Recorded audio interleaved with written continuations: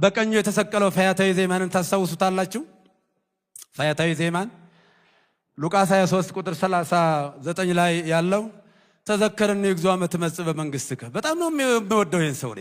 እኛ በእንደዚህ አይነት መከራ ተይዘን ሳለን በውኑ እግዚአብሔርን አትፈራውምን? እኔና እናንተ የሚገባንን ቅጣት ተቀብለናል። ይሄ ግን እኮ ኃጢአት የለበትም። ማን ገለጸለት? ማን ነው ልቡን ያበራው? ማን ነው አይኑን ያበራው?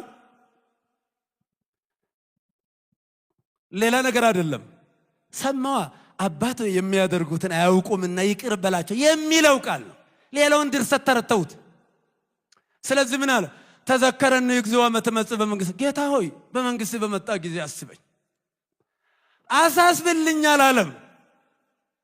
በዛ ያን የተዋረደውን የተሰቀለውን እርቃኑን እንደሱ የተሰቀለውን የመንግሥት ባለቤት መሆኑን አውቆ መለኮታዊ እግዚአብሔር መሆኑን አውቆ ጌታ ሆይ በመንግሥት በመጣ ጊዜ አስበኝ